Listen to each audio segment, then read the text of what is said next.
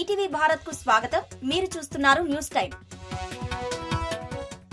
ప్రాణప్రతిష్ఠ కార్యక్రమానికి ముస్తాబైన అయోధ్య రామ మందిరం. బాలరాముడి విగ్రహానికి 125 కలశాలతో స్నానం. దేశంలో ఎక్కడ చూసినా శ్రీరామ జపం.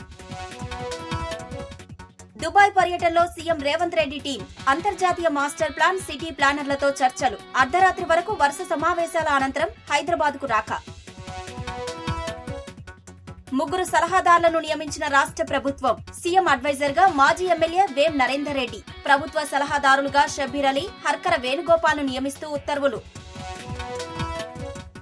తెలుగు రాష్ట్రాల్లో ఏప్రిల్ తొలి వారంలో ఎన్నికలు ఉండొచ్చన్న కిషన్ రెడ్డి. లోక్సభ ఎన్నికలకు సిద్ధం కావాలని పార్టీ నేతలకు పిలుపు.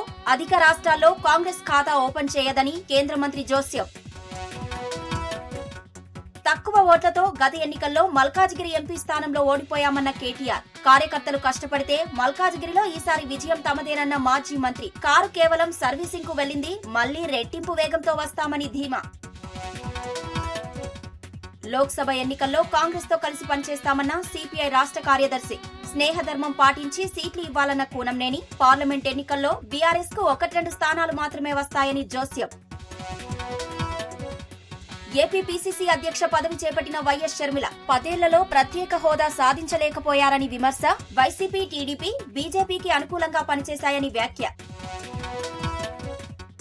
ఆఫ్ఘనిస్తాన్లో కూలిన చిన్న విమానం. భారత్ కు చెందిన ఏ విమానం కూలలేదన్న విమానయాన శాఖ. రష్యా విమానం అదృశ్యమైనట్లు రష్యా ఏవియేషన్ విభాగం వెల్లడి. సూర్య అభిమానులకు గుడ్ న్యూస్. కంగువా, తంగలాన్ సినిమాల రిలీజ్ పై క్లారిటీ ఇచ్చిన నిర్మాత. 10 భాషల్లో విడుదల చేయనున్నామన్న ప్రొడ్యూసర్ ధనుంజయ్. ఇవి ఇప్పటి వరకున్న ప్రధాన అంశాలు. మరిన్ని తాజా అప్డేట్స్ కోసం www.etvbharat.com వెబ్సైట్ ను సందర్శించండి.